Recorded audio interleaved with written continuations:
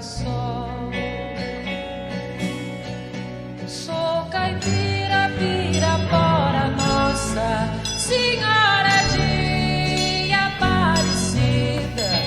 Ilumina, mina escura e funda o trem da minha vida. Boa noite a todas e todos que vão... Pessoal, hoje é dia então de falarmos sobre figuras de linguagem. Nós estamos fazendo todo um caminho, nós estamos traçando todo um caminho bonitinho. Nós começamos por língua e linguagem, passamos para funções da linguagem e agora vamos para figuras de linguagem. Tá bom?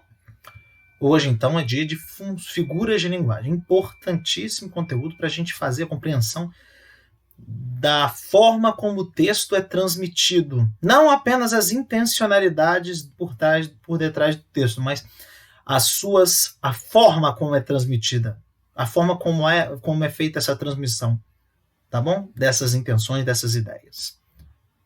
Tá? Comecemos então.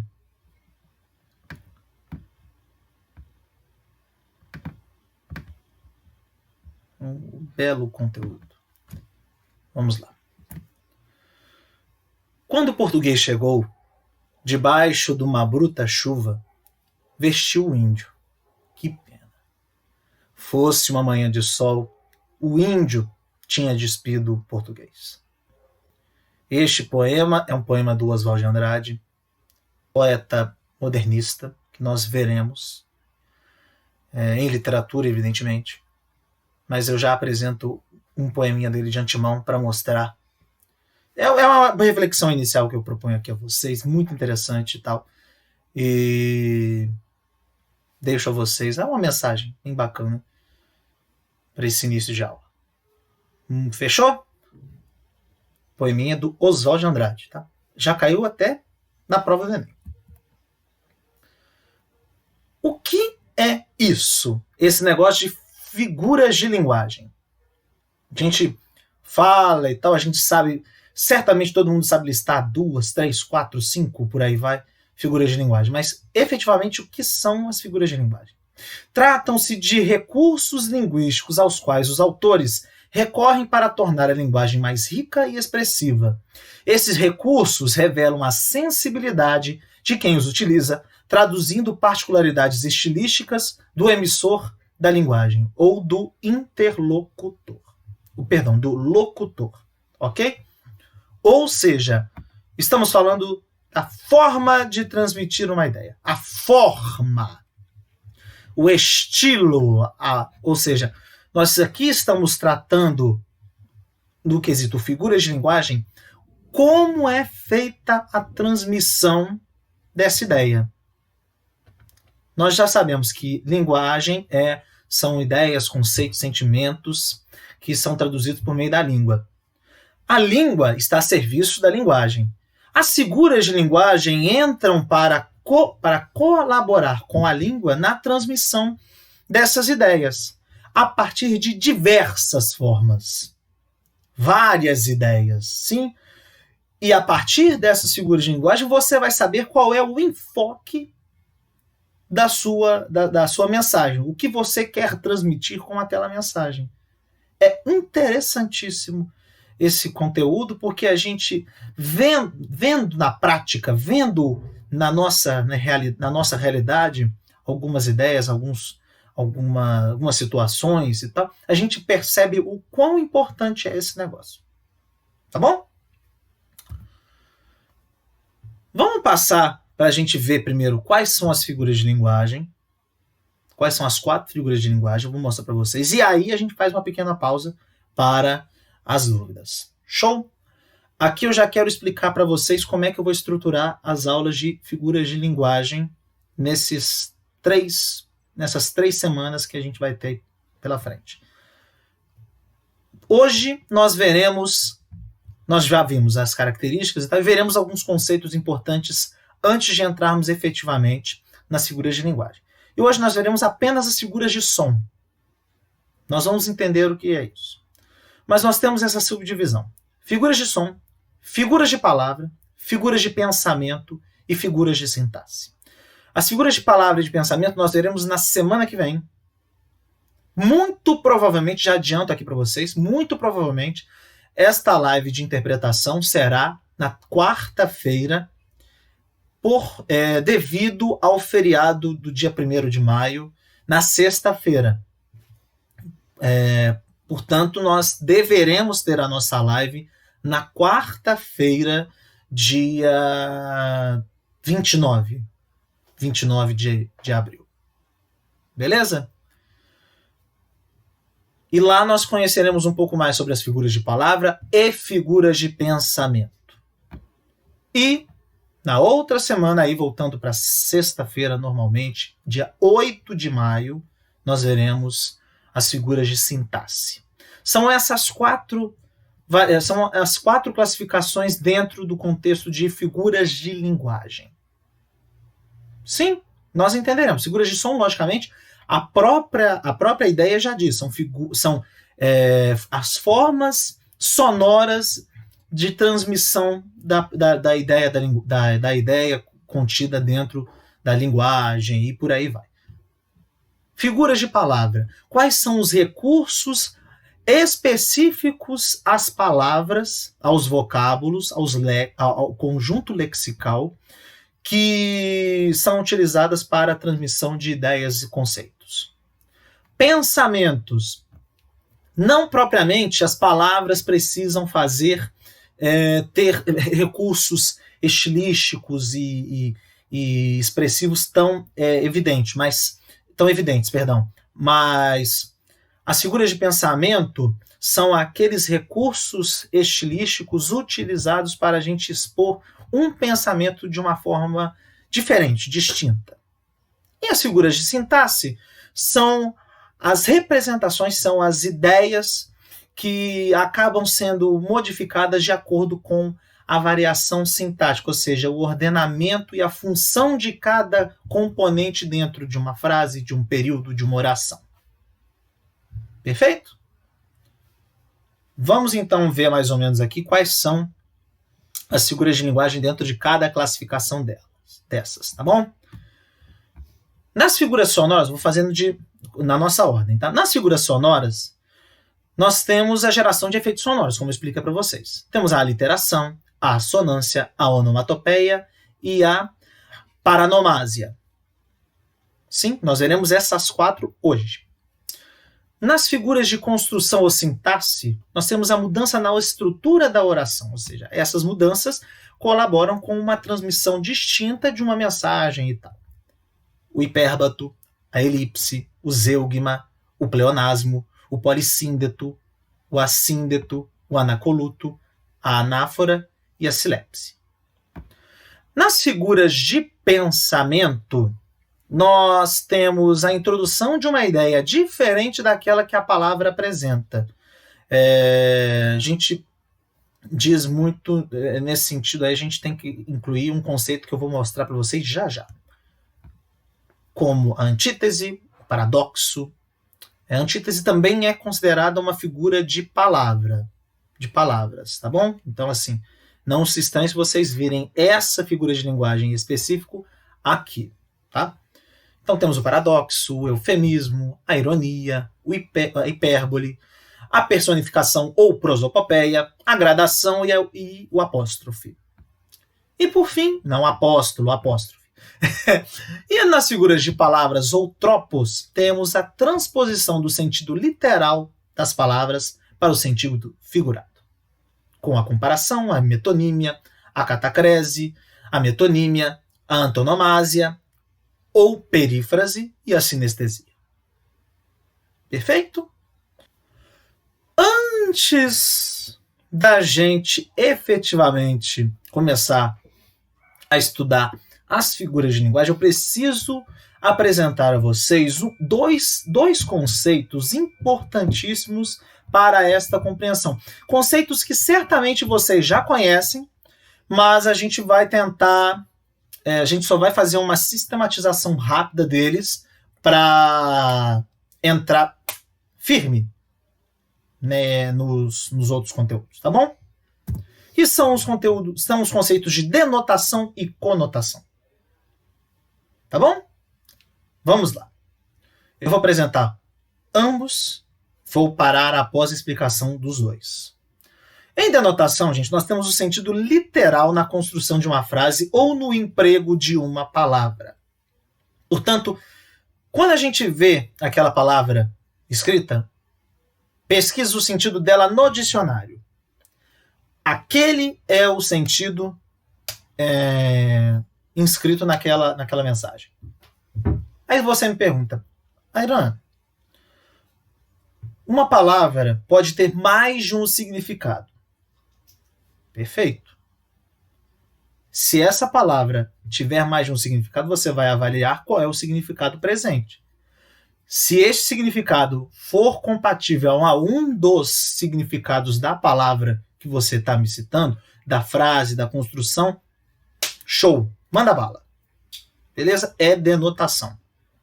Dica: como eu lembro de falar o que é denotação e conotação? Vou primeiro falar de denotação, evidentemente. Eu lembro de denotação por causa desse desenho aqui, ó. Tá vendo? Desenho? D de dicionário. No dicionário nós temos o verbete de cada palavra, que é mais ou menos o quê? A explicação. O que significa aquele vocabulário, aquele vocábulo, aquela palavra. Tendo isso na cabeça, você começa a lembrar assim, opa, o dicionário não vai ficar apresentando ideias que não sejam as ideias reais. Sim? Então, vamos lembrar disso aí. Denotação quer dizer o sentido do dicionário. Lembremos assim que fica mais certo. Fica legal. Um exemplo que eu posso apresentar é este aqui, ó. Juntos vamos derrotar o vírus. Foquem na palavra vírus, tá bom? Que vai fazer sentido, vai fazer total sentido esse exemplo aqui daqui a pouco, tá? Vírus, efetivamente, nós estamos no período da mais grave crise da nossa contemporaneidade, principalmente do século XXI, certamente a pior crise pela qual nós estamos passando, uma pandemia de escala global mesmo, né? Todos os continentes, certamente em 200 de países nós temos casos de coronavírus. Então, vamos lutar, né, gente? Vamos lutar e vamos derrotar o vírus. Como é que a gente luta? Como é que a gente luta contra esse negócio que a gente mal conhece? Principalmente, eu digo, você, e não somos especialistas nesse negócio. Lógico que tem gente muito boa e especializada que está tentando buscar alternativas, vacinas e coisas que possam nos ajudar no combate ao coronavírus. Agora, vocês, outras pessoas que não sejam especializadas nisso, como é que a gente luta para derrotar esse negócio? Fica em casa, meu filho. Fica em casa, lava as mãos, não toca nos olhos e tal. Usa esse negocinho aqui, o álcool em gel. Vamos fazer isso. Então a palavra está empregada exatamente como o seu sentido literal. Perfeito? Vírus mesmo. Aí vem uma questão dentro da biologia, né? Se vírus é um ser vivo, se não é um ser vivo. Há quem diga que sim, há quem diga que não. Tem teorias que dizem sim, tem teorias que dizem não. Isso aí eu deixo para os professores de biologia de vocês responderem, não é verdade? Mas essa estrutura com o nome de SARS-CoV-2, não é isso? O nome do vírus é SARS-CoV-2. Não é isso mesmo? Então, esse vírus específico que provoca a doença, a patologia, não é? Chamada Covid-19. Eu tô especialista. Eu sou... Mentira. Mas é isso. Show? Vou passar então a conotação e dúvidas após isso. Conotação. Sentido figurado na construção de uma frase ou no emprego de uma palavra. Ou seja, nós estamos falando do sentido que não é próprio daquela palavra. O emprego daquela palavra não significa que aquela palavra quer dizer realmente o que ela significa. Conotação. Falei de denotação, o D do dicionário. Lembra, gente, do C, ó, de conotação, o C de coração. E quando você fala assim, Maria, você é a luz dos meus dias. Você quer dizer efetivamente que a Maria vai entrar, quando você abre assim a janela, vai entrar aquele raio de sol dentro da sua retina? Não é isso que você está falando da Maria. Você está falando que a Maria é importante para você, que ela te faz bem. Não é verdade? Então, conotação, sentido do coração. Aí vocês pensam que não é referente ao sentido literal da palavra. Tá bom? Peguei essa manchetezinha aqui do site da Folha de São Paulo, de hoje mesmo, na qual o governador do estado de São Paulo, João Dória, diz que o presidente Jair Bolsonaro é um vírus. Eu não sou, já de antemão, não sou fã de João Dória. Pelo contrário. Mas o exemplo casa perfeitamente com o que a gente está propondo aqui para a aula, não é verdade? Ele quer dizer que o Bolsonaro é um vírus? De certo modo, sim, mentira. Ele quer dizer que o Bolsonaro é um despreparado, não é uma pessoa correta, não é uma pessoa bacana, que está fazendo mal para o país. É isso que o Dória quis dizer com essa declaração dele. Logicamente que nós estamos aqui vendo essa estrutura em discurso indireto, né? Nós estamos vendo uma pessoa falando sobre o discurso do Dória. Agora, quando ele chama o Bolsonaro de vírus, ele não quer dizer que o Bolsonaro é um vírus, é uma estrutura que causa uma patologia. Mas ele é uma pessoa despreparada, ruim, um presidente ruim, um péssimo presidente, e que traz mazelas ao povo com a sua conduta. A poesia é a liberdade na minha linguagem do poeta, grande poeta Paulo Leminski, o qual nós veremos também nas nossas aulas. Espero. Assim espero. Comecemos então, gente. Hoje é o ponto final desse nosso conteúdo, que é a apresentação das 4 primeiras figuras de linguagem que nós veremos, que nós descobriremos, né? Desbravaremos, que são as figuras de som. Essa classificação que nós veremos inicialmente. Que se tratam daquelas figuras que se utilizam, que se valem de efeitos da linguagem para reproduzir os sons presentes nos seres. Sim?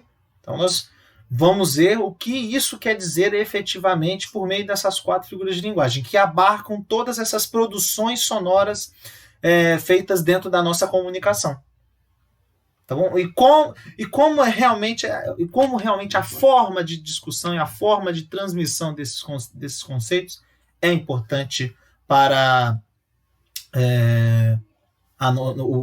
o ato comunicativo, não é?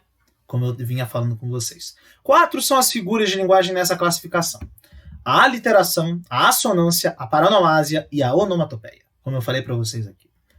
Certamente todo mundo já ouviu falar brevemente, grosso modo talvez, de aliteração, de assonância.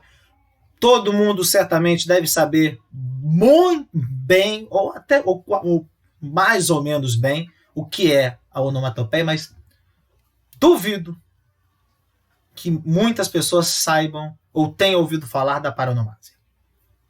Duvido muito que muitas pessoas tenham ouvido falar. Porque o que corre no dentro das salas de aula e tal, são essas relações de figuras de linguagem que às vezes não são tão comuns, mas que podem ser, sim, expostas a vocês. Lógico que a aliteração, a assonância, a onomatopeia são figuras de linguagem muito mais características, se fazem muito mais presentes no nosso cotidiano de sala de aula, de aulas de língua portuguesa. Mas a paronomásia existe, eu vou explicá-la a vocês, e como ela é interessante, por detalhes muito sutis, hein? Vamos lá. Eu vou explicando, então, cada uma e vou fazendo uma pausa em cada uma. Beleza? Figuras de som. Aqui, inclusive, vou precisar de uma força de vocês já já. Figuras de som, a primeira delas, a figura de linguagem da aliteração, que consiste na repetição ordenada dos mesmos sons consonantais. Vamos lá. Agora eu vou precisar muito da força de vocês, porque eu preparei aqui, vou botar o áudio deste trecho que eu botei como exemplo e vou explicar para vocês. Já está até grifado aí, mas eu vou explicar para vocês efetivamente como funciona essa figura de linguagem da aliteração. Show? Bora, gente! Bora, bateria! Sonhei que estava sonhando um sonho sonhado, o sonho de um sonho magnetizado, as mentes abertas, Atenção! sem bicos calados, juventude alerta, os seres alados. Sonho meu, eu sonhava que sonhava. Sonho meu, eu sonhava que sonhava.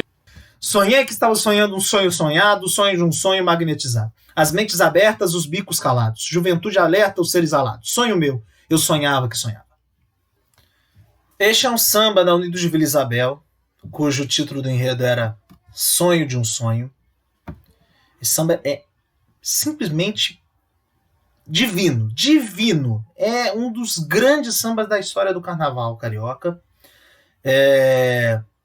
Falava dentro do período da ditadura desse sonho que consumia a sociedade brasileira, que era a liberdade democrática, a liberdade de ir e vir, de fazer suas coisas sem que um regime estivesse por trás. Perfeito? Sonhei, olha o S sibilante aí, ó, que estava sonhando um sonho sonhado. O sonho de um sonho magnetizado. As mentes abertas, os bicos calados, juventude alerta, os seres alados. Sonho meu, eu sonhava que sonhava. Repetição ordenada dos mesmos sons consonantais. Sim? Aqui é muito claro como isso acontece, tá?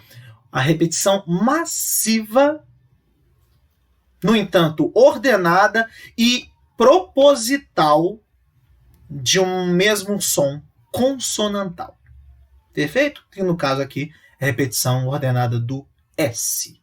Assonância agora.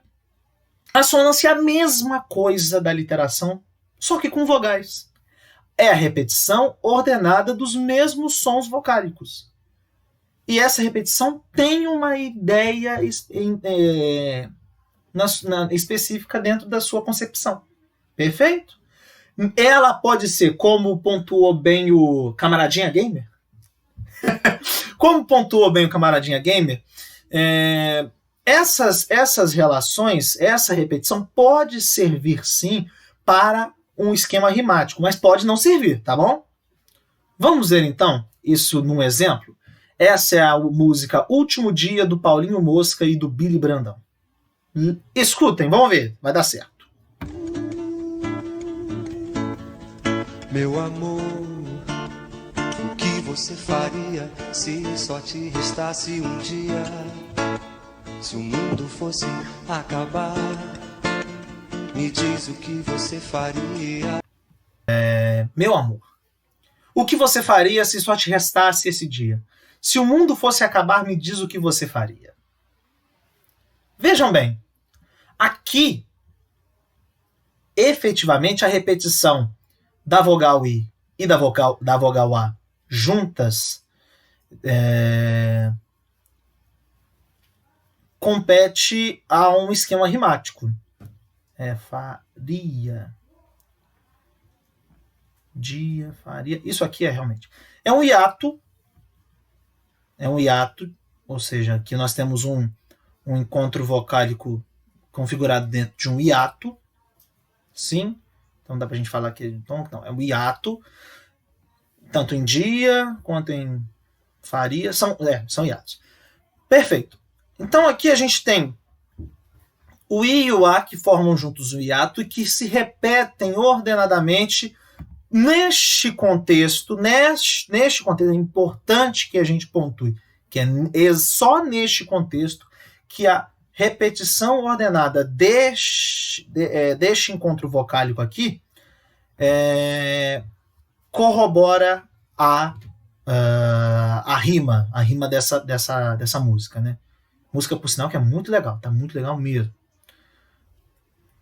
Parênteses. Essa música, inclusive, inspirou um dos enredos da minha Mocidade Independente de Padre Miguel em 2015, cujo título era: Se o mundo fosse acabar, me diz o que você faria se só te restasse um dia?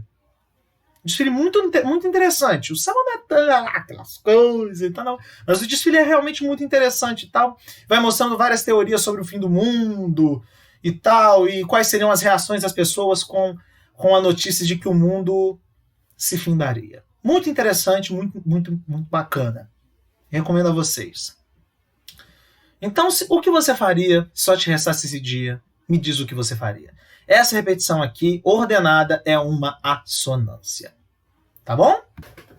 Vamos então à figura da paranomásia, que é a aproximação de palavras de sons parecidos, mas de significados distintos. Vejamos. Efetivamente, o que é isso? Que a morte apressada seja tributo do entendimento e a vida larga seja atributo da ignorância. Quando a gente fala assim pausadamente, é feito. Nossa, ainda que seja parecido, tem distinção. Tem distinção. Agora, se eu falo rapidamente, que a morte apressada seja atributo do entendimento e a vida larga atributo da ignorância. Você se confunde, você não sabe se eu falei tributo, atributo.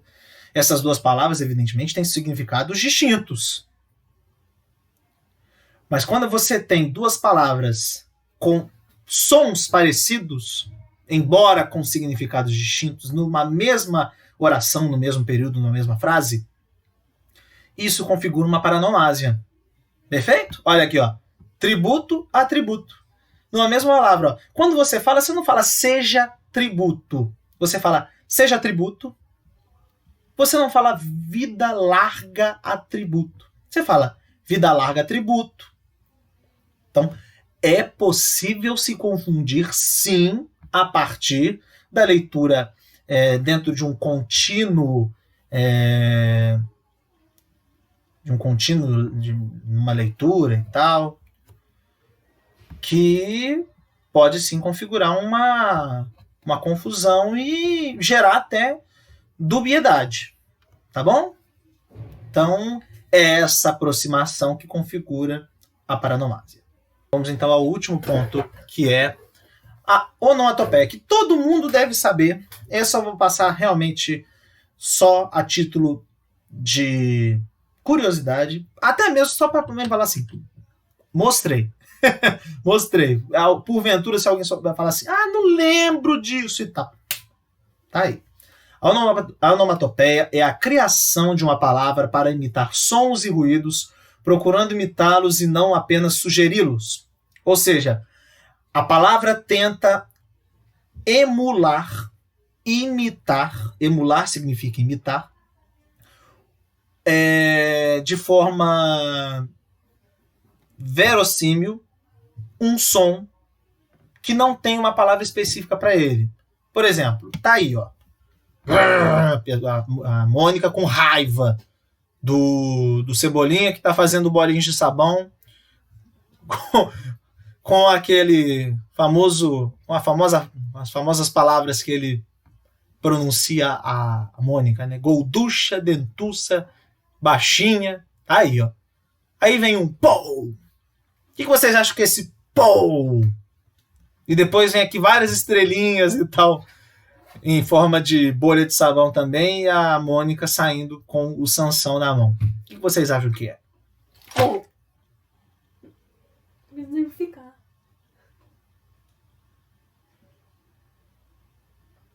Eu tô estático aqui com essa reação dela. Tô estático. Seria uma forma de escrever o som, a Duda tá perguntando? Sim, é uma forma de escrever o som. Eu tô pasmo com essa reação que você teve agora. É isso, gente. Fui agredido aqui, ao vivo. Isso a Globo não mostra. Eu fui agredido ao vivo aqui e vocês viram efetivamente o que é esse negócio, né? A Mônica simplesmente enfiou, deu uma coelhada no Cebolinha e resultou nesse barulhão aqui, tá bom? E vocês veem que não é simplesmente uma palavra solta, tem todo um recurso estético para mostrar. Olha aqui, ó, o P, o O, o W com uma cor roxa, chamativa, uma estrelinha no meio vermelha, mostrando que é dolorido, e toda uma graça aqui do lado e tal, para mostrar que o impacto foi realmente muito forte. E isso traz, e é exatamente essa intencionalidade por detrás da onomatopeia. É imitá-los e não apenas sugeri-los, mas também sugeri-los. Sugerir como foi aquele negócio. Olha só, não é simplesmente o pou solto, é um pou, negócio pesado, porreta, ok? Eu dou por encerrado, então, o conteúdo. Eu agradeço demais quem esteve com a gente. A você, o meu beijo, o meu abraço de coração. E quem quiser continuar, fique conosco. Um beijo. Até uma próxima.